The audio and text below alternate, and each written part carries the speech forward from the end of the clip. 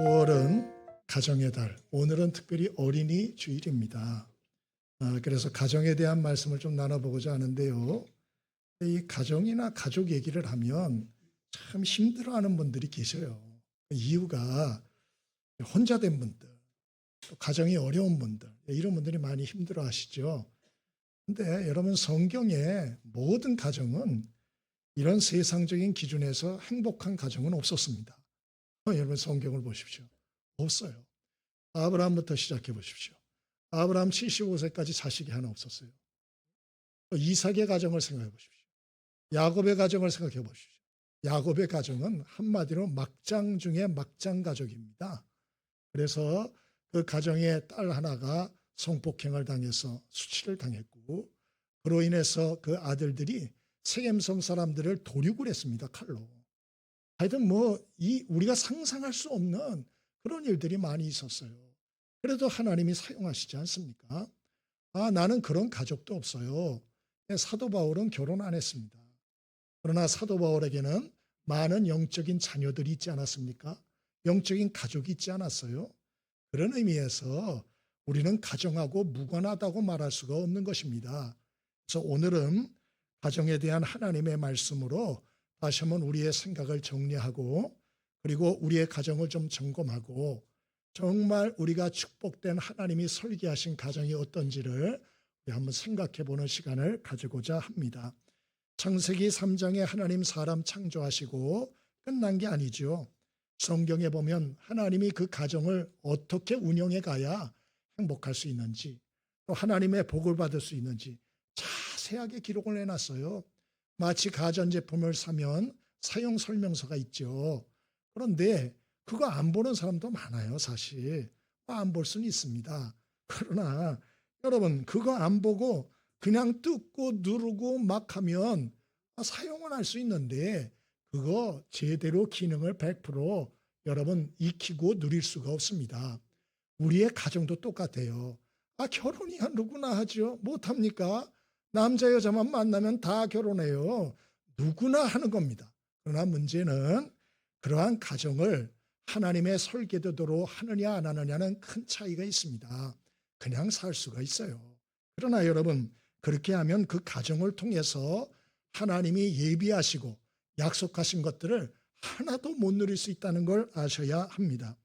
오늘 모세가 가나안 입성을 앞둔 출애굽 이러한 2세대들에게 오늘 주신 유언적 말씀을 통해서 우리가 어떻게 해야 행복하고 건강하고 축복된 가정을 이룰 수 있는지 잘들 배우셔서 영적인 육적인 가정을 통한 축복과 은혜를 대더듬 누리는 은혜가 있게 되길 바랍니다.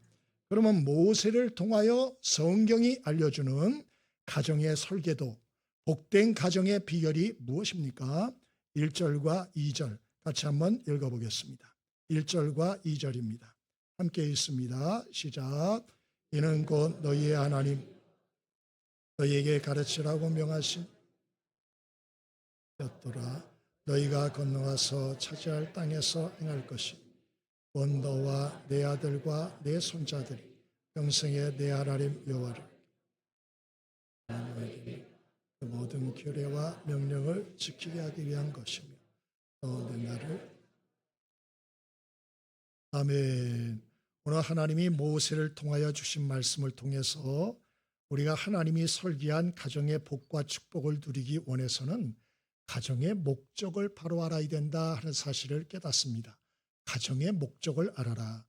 오늘 본문의 모세는 첫 번째로 말하기를 하나님께서 이스라엘 백성들에게 또 그 가정들을 향한 첫 번째 말씀을 주시는데요. 그것이 무엇인가? 2절에 너와 네 아들, 네 손자들이 평생에 내 하나님 여호와를 경외하며 내가 너에게 명한 모든 규례와 명령을 지키게 하기 위하여 내가 너희를 불렀다. 이렇게 말씀하잖아요. 여러분, 이것은 아브라함을 하나님이 불렀을 때도 똑같이 말씀하셨어요. 창세기 18장 18절에 아브라함은 강대한 나라가 되고 천하 만민은 그로 말미암아 복을 받게 될 것이 아니냐? 내가 그로 그 자식과 권속에게 명하여 여호와의 도를 지켜 의와 공도를 행하게 하려고 그를 택하였나니 그렇게 말씀했어요.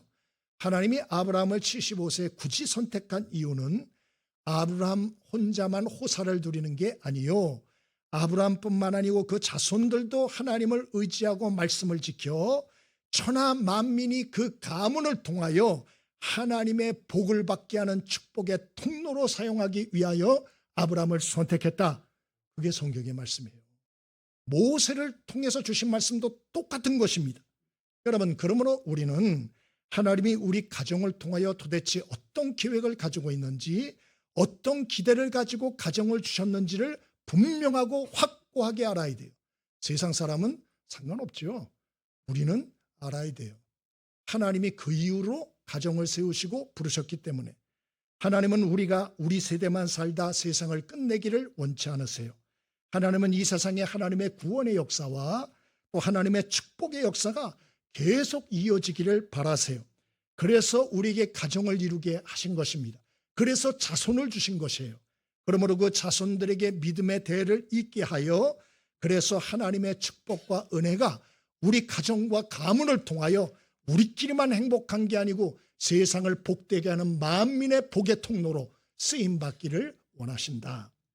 그러므로 우리 가정에서 이 가정의 목적이 남편, 아내, 두 부부 간의 행복. 야, 우리는 자녀고 뭐고 소용없어. 우리 부부 행복하면 끝이야. 그건 자기들 생각이죠.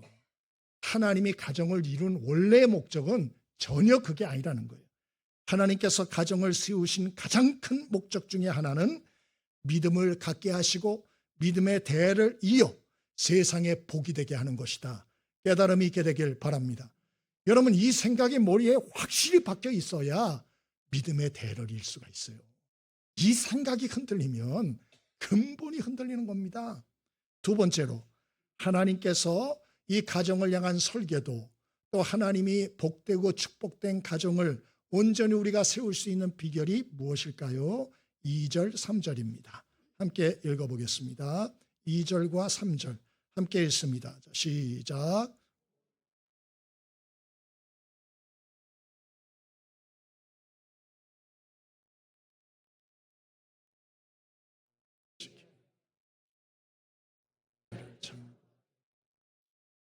이스라엘아, 듣고 삼가 그것을 그리하면 내가 복을 받고 내 조상들의 하나님 여호와께서 내게 허락하신 같이 적과 꼴이 이른 땅에서 내가 크게 번성.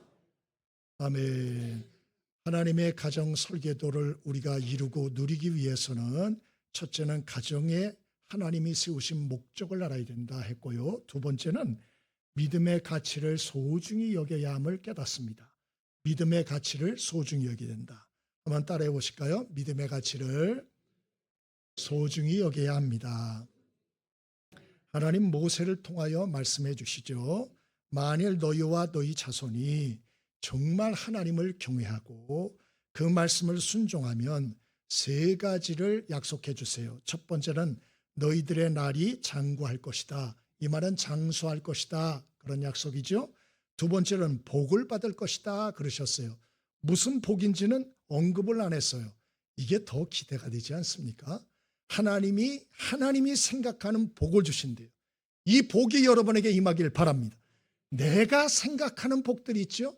하나님이 볼 땐 그게 복이 아닐 수가 있어요. 하나님이 생각하는 복을 준다. 셋째, 적과 꿀이 흐르는 땅에서 크게 번성할 것이다. 이렇게 말씀하셨죠. 그러므로 어찌하라는 겁니까? 그러니까 너만 믿지 말고 자손들에게 지식과 재물만 물려주려고 그렇게 아둥바둥 그래 살지 말고 믿음의 가치가 가장 소중한 가치임을 깨닫고 믿음을 전수하는 가정을 이루라. 그런 뜻이죠. 그래서 후손들에게 최고의 유산인 하나님을 경외하고 그 말씀에 순종하는 믿음을 전수하는 삶을 살라 당부하는 것입니다. 그러나 많은 경우에 그렇게 하지 않는 경우가 더 많죠. 이스라엘 백성 마찬가지예요. 여러분, 지금 모세가 이스라엘 백성이 이렇게 신신당부했는데 그러고 죽었죠. 그 말을 들은 여호수아와 그리고 2세대 출애굽 세대들이 가나안 땅에 들어가서 전쟁합니다. 7년 동안 하나님의 은혜와 기적으로 정복합니다. 그리고 가나안 땅에 정착합니다. 근데 그 후에 이 백성들이 변질되기 시작하는 거예요. 예? 그래서 사사기 2장 10절에 보니 그 세대 사람도 다 그 조상들에게로 돌아갔고 그 후에 일어난 다른 세대는 여호와를 알지 못하며 이스라엘을 위해 행하신 일도 알지 못하고 여호와의 목전에 악을 행하여 바알과 아세라를 섬기고 주위에 있는 백성들의 신에게 절하여 그 하나님 여호와의 진노를 격발시켰다, 이렇게 기록합니다. 모세의 당부를 들은 백성들도 그들조차도 가나안 땅에 들어가서 하나님의 은혜로 정복을 하였으나 그리고 정착한 후에는 자신들은 하나님께 받은 은혜가 있으니까, 체험이 있으니까 하나님을 섬겨요. 근데 그들이 죽은 후에는 그 후손들은 다른 세대가 됐다는 거예요. 다른 세대. 그 이전 세대처럼 안 하고 하나님을 알지 못하고 아예 하나님을 멀리 떠나 우상을 섬기고 세상을 섬기는 자들이 됐다. 그러면 왜 이런 일이 벌어졌나? 성경은 언급을 안 해요. 미루어 짐작할 수 있어요. 두 가지 때문인데, 첫째, 1세대의 이러한 모든 출애굽 세대들이 먹고 살기 바빴기 때문이에요. 먹고 살기 바빠서. 너무 먹고 살기 바쁘니까 가나안 땅에 정착해서 자기 집을 져야 됩니다. 논밭을 개간해야 됩니다. 농사를 져야 됩니다. 먹고 살기 바쁘니까 정신이 없는 거예요. 그래서 하나님과 하나님의 말씀을 전달할 정신이 없는 거예요. 두 번째로는 그러다가 그들이 믿음의 기회를 잃었고, 두 번째로는 그들의 믿음도 약해진 것입니다. 가나안 정착 1세대들은 광야길에서 태어나 성장한 사람들이에요. 그래서 이 사람들은 굉장히 강한 사람들입니다. 그 삶이 단순하고 투박했지요. 광야길을 걸어가요. 하나님이 아침마다 만나를 주셔서 그거를 먹고 살았습니다. 그리고 구름 기둥이 옮겨가면 이 천막을 걷고 따라갑니다. 구름 기둥이 멈추면 천막 텐트를 다시 칩니다. 그리고 잡니다. 40년을 그렇게 살았어요. 그러니까 이들의 삶은 대단히 단순하고 대단히 투박하였어요. 그러나 가나안 땅에 와서 농사를 짓다 보니, 가나안 땅에 정착을 해보니 가나안 땅 사람들의 문화와 삶이 너무 화려한 거예요. 너무 색다른 거예요. 거기에 빠진 겁니다. 그리고 그들의 광야에서의 원색적인 광야의 영성이 다 흐려진 것입니다. 어떤 일이 벌어지게 됐습니까? 자손들에게 믿음 전수 다 실패해요. 그리고 사사기의 지옥과 같은 400년의 어려움의 세월이 오게 됐다. 사사기서가 기록하는 거예요. 이 민족들의 공격으로 그 후손들이 400년 동안 숨 쉴 수 없는 고통 속에서 휘몰아치게 되었고 고통하게 되었다. 그게 사사기서입니다. 그러면 우리는 다른가 생각해 봐야죠. 안 달라요. 여러분, 우리는 하나님 경외하는 믿음을 1순위에 두고 있습니까? 정말입니까? 자녀들을 좋은 대학만 보낼 수 있다면, 좋은 직장에 자녀들이 들어만 간다면, 좋은 사람하고 결혼만 할 수 있다면 신앙생활 3순위예요. 2순위도 아니에요. 언제든지 주일은 팽개칠 수 있어요. 주일 성수? 그건 누가 하는 짓이야? 이렇게 생각하는 거죠. 하나님 경외하는 삶이 그 사람에게 2순위도 아니고 3순위예요. 3순위. 응? 마치 자녀들이 좋은 대학과 직장, 좋은 사람하고 결혼만 하면 모든 문제가 해결되고 천국과 같은 파라다이스가 자기들 인생 앞에 활짝 펼쳐질 줄 착각하는 것이죠. 착각. 그리고 그런 모습을 자녀들에게 보이고 있는 거예요. 인생은 허들 경주와 같다, 그렇게 말하죠. 장애물 경주 같아요. 넘으면 또 있고 또 있고 또 있고, 끊임없는 고비와 문제가 그치질 않아요. 언제까지? 죽을 때까지. 젊을 때만 고생하면 돼. 누가 그런 소리예요? 나이 든 분들한테 다 물어보세요. 죽을 때까지 힘들어요. 어저께 인터넷 뉴스를 보니까 남자 탤런트가 심장마비로 세상을 떠났다. 얼굴 보니까 본 적이 있는 것 같아요. 아이들 보니까 1살, 3살이에요. 그 아버지가 자다가 심장마비로 죽었어요. 누가 장담을 해요? 또 보니까 뭐 희철인가 누군가 유명한 아이들 가수 출신이라 그러는데 교통사고 후유증으로 방송에서 하차했다.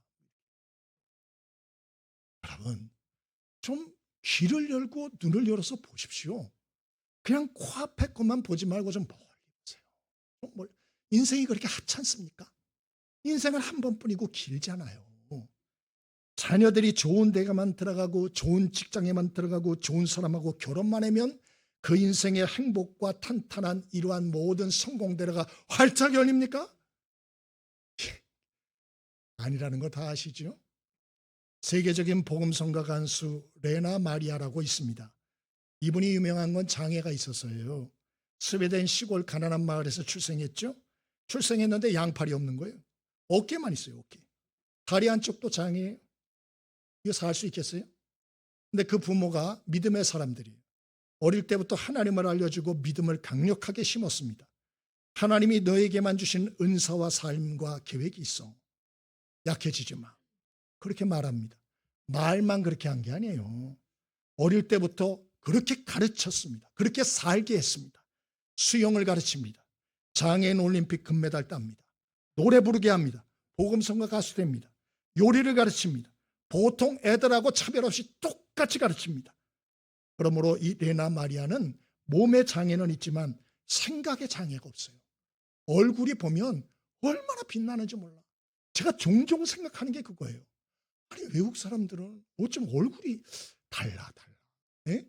무슨 백인이라서 그런 게 아니고요. 이 설명을 할 수 없는데 다르다니까요. 다르다니까. 예? 그 레나 마리아가 그래요. 말이 다르고 생각이 다르고 얼굴이 달라요. 예? 건강해요. 세계를 다니며 간증을 하고 공연을 합니다. 뭐라고 얘기를 하죠? 사람마다 사는 방식은 다릅니다. 저는 장애가 있습니다. 그러나 하나님이 함께하여 힘주심으로 문제없습니다. 걱정 없습니다. 당신도 사는 방식이 다를 뿐이에요. 가난합니까? 장애가 있습니까? 병들었습니까? 예, 사는 방식이 다를 뿐입니다. 걱정하지 마십시오. 하나님을 믿고 의지하고 살면 다 저처럼 살 수 있습니다. 이러고 얘기하잖아요. 아무리 뛰어난 부모라 할지라도 자녀에게 없는 팔다리를 달아줄 수는 없는 것이에요. 여러분 아무리 훌륭한 부모라도 여러분 장애에서 완전히 그 장애 문제를 해결할 수 있는 부모는 이 세상에 단 하나도 없습니다. 그러나 그 부모가 자녀에게 믿음을 심을 수는 있어요. 그것이면 충분하다는 진짜 확신이 있어야 되는 거예요. 이지선 자매라고 이화여대 유아교육과 4학년 때 술 취한 운전자가 모는 차 교통사고를 당해서 화상치료를 30회 이상 했습니다. 건조해서 살이 터지면 또 피부 이식 수술을 하고 이거를 33회를 했어요. 내가 만든 사고가 아니에요. 음주운전자로 인해서 당한 일방적 사고입니다. 그런데 이지선 씨는 믿음의 사람이고 그 부모도 믿음의 사람이었어요. 하나님께 함께 기도합니다. 감사 훈련을 합니다. 고난 속에서도 하나님의 계획이 있다는 걸 믿고 인내하자. 그리고 인내합니다. 결국 하나님께서 이지선 씨 마음속에 전 세계 몸과 마음이 불편한 사람, 장애인들, 절망하는 사람들에게 위로를 하는 삶을 살고 싶다 큰 꿈을 주셨어요. 그리고 사회복지 공부를 합니다. 그리고 미국에 유학 갑니다. 이것도 간증 들으니까 유학도 자기 돈으로 간 게 아니에요. 집이 잘 사는 것도 아니더라고. 어떤 분이 이분 간증을 듣고요. 돈을 다 대준 거예요. 이런 축복이 있기를 바랍니다. 저도 유학 가고 싶었어요. 좀 믿음이 약했던 것 같아요. 응? 이번에 누가 대줘가지고 사회복지 유학까지 했어요. 그래가지고 지금은 이화여대 사회복지학과 교수입니다. 응? 고난 속에도 하나님은 살아계십니다. 고난 속에도 하나님의 계획은 있습니다. 그러므로 하나님을 경외하고 그 말씀을 순종하고 여러분 우리 사는 이 믿음이야말로 가장 위대한 유산이라는 걸 확신할 수 있게 되길 바랍니다. 그래야 믿음의 가정을 만들 수 있는 거예요.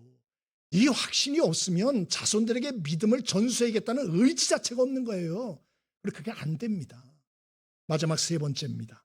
어떻게 하나님이 계획하신 축복의 가정, 복의 가정, 만민에게 복을 전하는 축복의 가정을 만들 수가 있겠습니까? 4절로 7절입니다. 함께 읽습니다. 4절로 7절 함께 읽어봅니다. 시작. 이스라엘아 들으라. 우리 하나님 여호와는 오직 유일한 여호와시니 너는 마음을 다하고 뜻을 다하고 힘을 다하여 내 하나님 여호와를 사랑하라. 오늘 내가 내게 명하는 이 말씀을 너는 마음에 새기고 내 자녀에게 부지런히 가르치며 집에 앉았을 때든지 길을 갈 때든지 누워있을 때든지 일어날 때든지 이 말씀을 강론할 것이며 하나님이 설계하신 가정의 복, 우리가 누리기 위해서는 어떻게 해야 되나, 우리가 지금 말씀 나누고 있습니다. 첫 번째로는 가정의 목적을 알아야 된다. 가정의 목적이 뭡니까? 우리 부부끼리 잘 먹고 잘 사는 게 아니에요. 그건 세상 사람들도 다 합니다. 그거 특별한 것도 아니에요. 무엇인가 세상의 축복의 통로가 되도록 하는 것, 이게 가정을 만든 원래의 목적이다. 둘째로 믿음의 가치를 알아야 한다 했습니다. 믿음이야말로 가장 자손들에게 줄 수 있는 가장 위대한 유산이고, 이 유산이야말로 반드시 전수해야 될 마지막 가장 자녀들을 살릴 수 있는 소망이다. 성경이 그렇게 말해요. 그럼 마지막으로 그러면 어떻게 되나? 그 믿음을 자손들에게 전수해야 합니다. 4절부터 7절 지금 읽지 않았습니까? 그러면 우리 자손들에게 믿음을 전수하려면 어떻게 되나? 세 가지를 기억하십시오. 순종, 사랑, 말씀입니다. 한번 따라해 보실까요? 순종, 사랑, 말씀. 세 가지를 한꺼번에 해보겠습니다. 자, 시작. 못 따라하는 분들이 계신 것 같아요. 네, 자, 다시 한 번만 더 하겠습니다. 자, 시작. 좋습니다. 그 세 가지입니다. 하나하나 말씀드려 보겠습니다. 첫 번째로 4절에 순종을 가르쳐야 된다 말하고 있어요. 4절에 보니 이스라엘아 들으라. 이게 히브리어로 쉐마 이스라엘. 그 유명한 바로 이스라엘 사람이라면 모두가 날마다 암송한다는 쉐마 이스라엘이 이 말씀이에요. 이게 왜 중요한 줄 아십니까?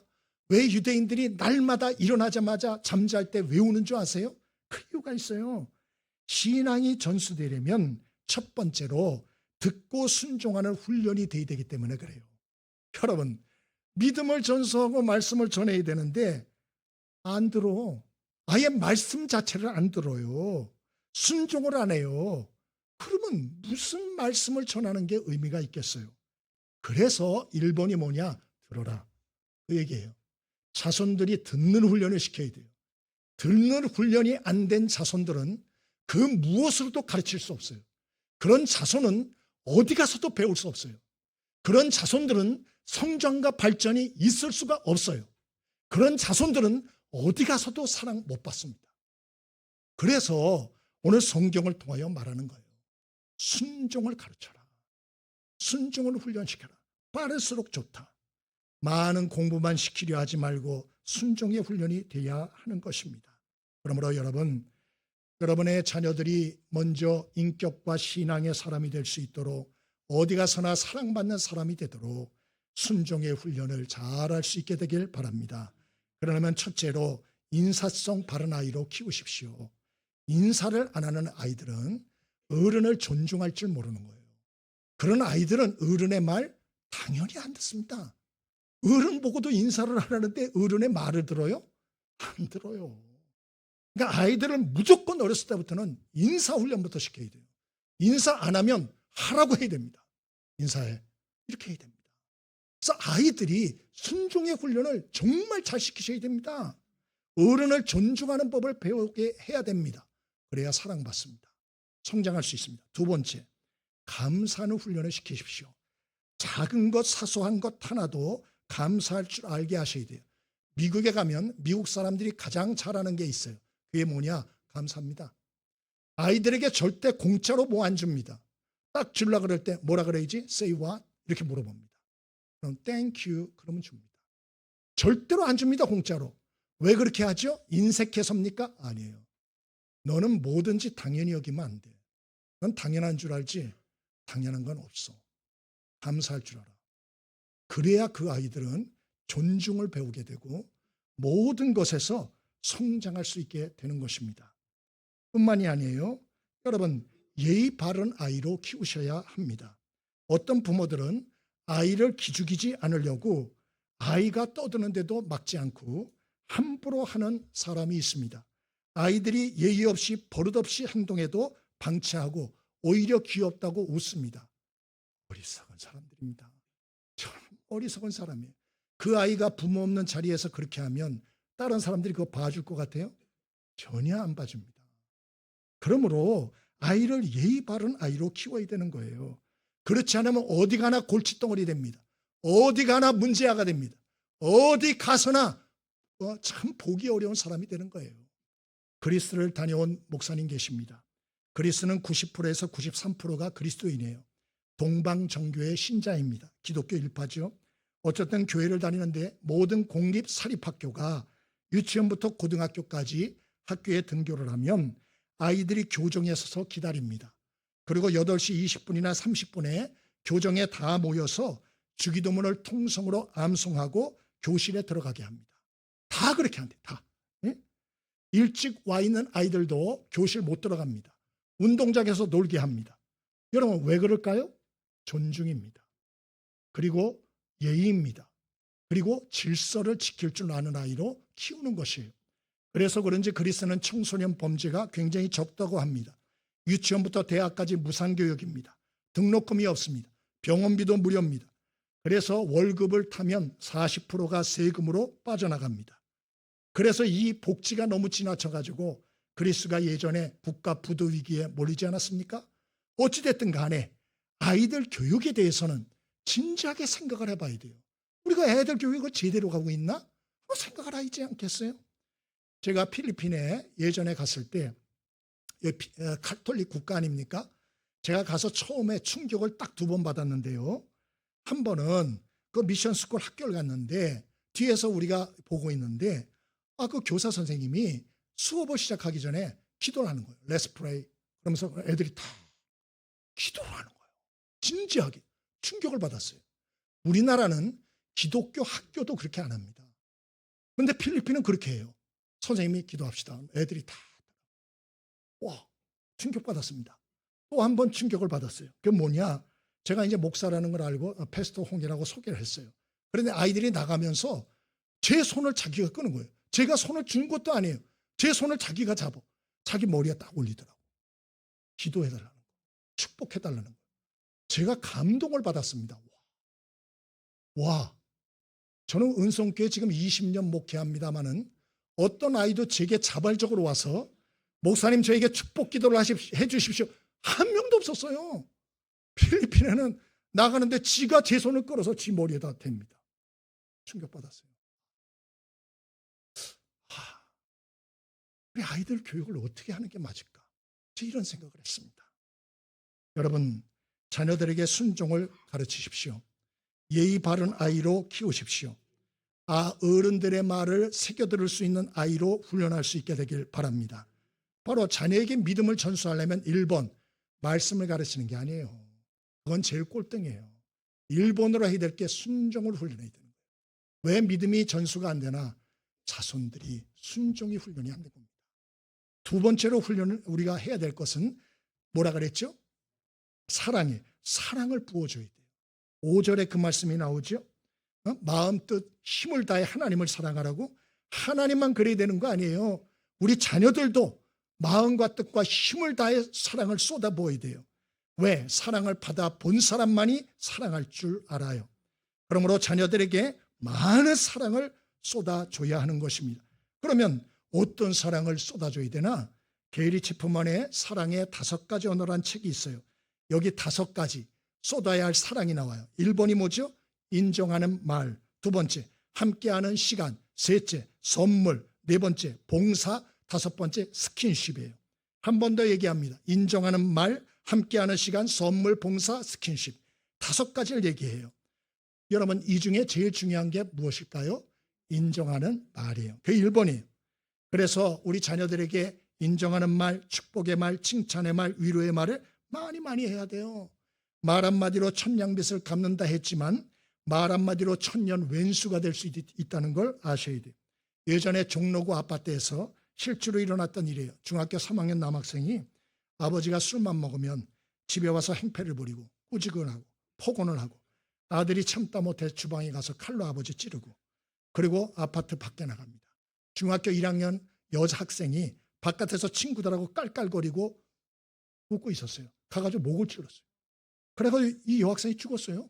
응? 나중에 왜 찔렀냐 그랬더니 너무 행복해 보여서. 기가 막히죠. 이 아버지의 폭행과 폭언으로 인해서 여러분, 이 아버지는 자기 아들을 살인자 만들었어요. 그리고 자기는 살인자의 아버지가 되었습니다. 또 다른 무고한 정말 귀한 아이를 죽였습니다. 그리고 그 죽은 아이들의 가족은 평생 정말 그 생각만 하면 치를 떨고 살 수밖에 없는 고통의 가족이 되게 만들었어요. 여러분, 이 모든 것이 어디서 왔다고요? 말이에요, 말. 그래서 말을 정말 조심해야 되는 것입니다. 절대 감정에 휘둘려서 말하면 안 됩니다. 내가 여러 가지 감정이 격해지면 입을 다물어야 돼요. 그리고 마음을 가라앉히고 나쁜 감정을 선한 말로 바꾸는 훈련을 자꾸 하셔야 돼요. 아이가 성적표를 받아왔어요. 제가 책에서 보고 그대로 적어왔어요. 제가 이렇게 한다는 거 아니에요? 거기에 성적표를 엉망으로 받아왔어요. 그러자 그 부모가 얘기합니다. 이 멍충아, 게임만 할 때 알아봤어. 그렇게 살면 거지 되는 거야. 네 인생 네가 알아서 해. 이건 죽이는 말이에요. 죽이는 말이에요. 칼로 찔러서만 죽이는 게 아니고 말로 죽이는 거예요, 자식을. 그러면 어떤 말을 해야 되나? 인정의 말은 무엇인가? 그대로 적어왔습니다. 사랑하는 아들아, 하나님이 널 소중한 작품으로 지으셨다.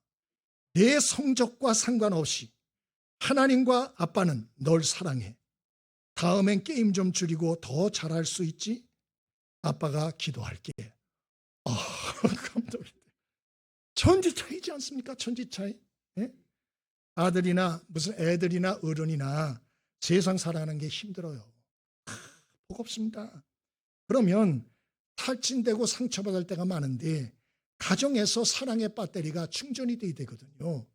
근데 가정에서부터 이 비난과 정죄와 책망만 할 때 밖에 나가기도 전에 배터리가 방전되는 거예요. 나가서 쓸 힘이 없는 거예요. 예?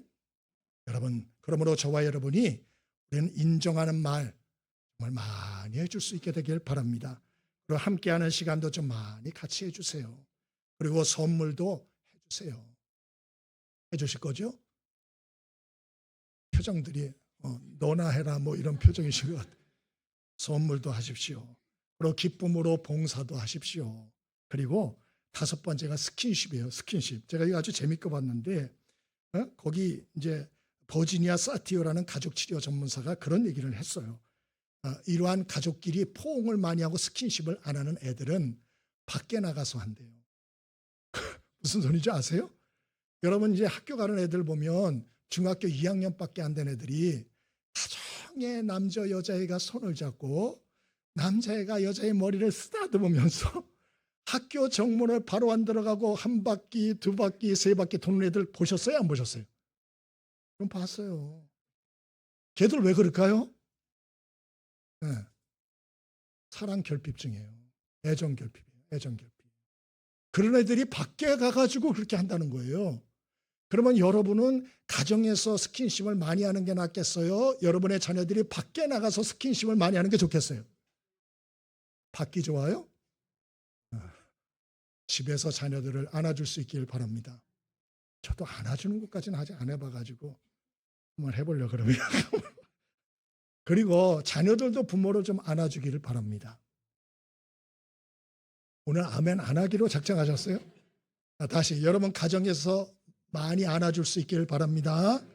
우리 자녀들도 안아줄 수 있기를 바랍니다. 또 우리 자녀들은 부모님을 좀 안아드릴 수 있기를 바랍니다. 예, 우리 부부끼리 배우자끼리도 좀 안아줄 수 있기를 바랍니다. 예, 그래서 그냥 안아주지 말고 뭐라 그래야죠? 예, 사랑한다, 수고했다 이렇게. 그래가지고 들어오면 안아주고 사랑한다, 수고했다. 나갈 때도 사랑한다, 수고해라. 그러면 그냥 배터리가 충전이 그냥 100%탁 되는 거죠. 얼마나 좋겠어요. 응? 그리고 마지막으로는 말씀을 가르쳐야죠. 말씀을 어떻게 가르치느냐? 오늘 부지런히 반복해서 가르치라. 집에 앉았을 때, 길을 갈 때, 누워있을 때, 일어났을 때 부지런히 말씀을 가르쳐라.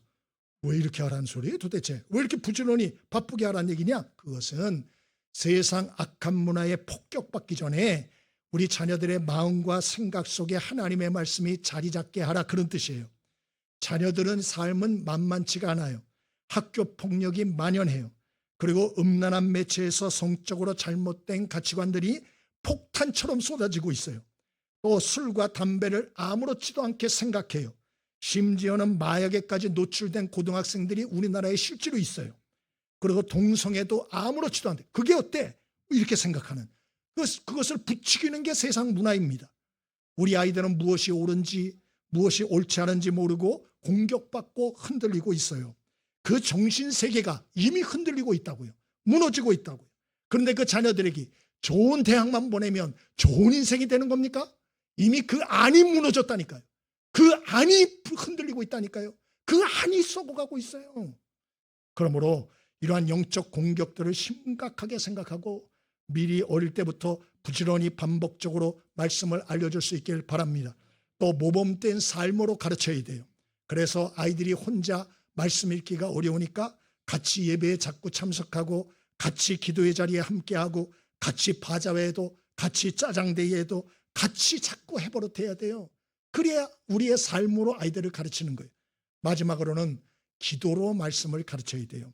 전 세계에서 가장 큰 교회를 세운 조용기 목사님이 미국 집회 중에 자기는 아들이 셋인데 신앙교육에 실패했다고 본인이 자인을 했어요.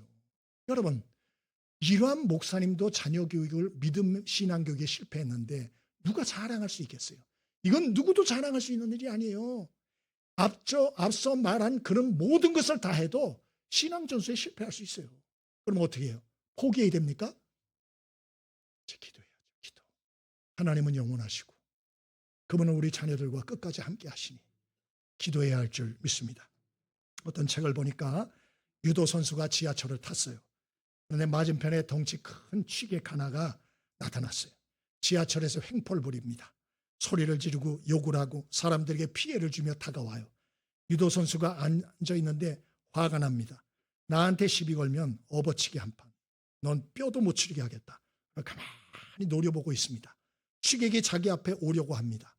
그런데 경로석에 있던 할아버지 한 분이 취객에게 큰 소리로 말하는 거예요. 여 젊은이 잠깐 이리 좀 와보게. 이렇게 말하는 거예요. 그 취객이 뒤를 돌아봅니다.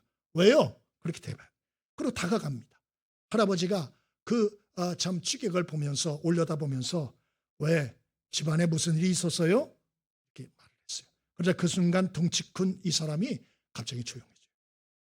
그리고 꾸이꾸이 울기 시작하는 거예요. 아내도 아프고 애들도 아프고 내가 할 수 있는 일로 속이 상해서 술 좀 먹었어요. 할아버지. 그냥 말하더래요. 할아버지가 여기 옆자리에 앉으라고 앉히고 그래 안아주더래요. 그 취객이 작은 할아버지 품에 안겨서 우는 거예요. 그냥. 응? 이 업어치기 하려던 유도 선수가 너무 부끄러웠다는 거예요.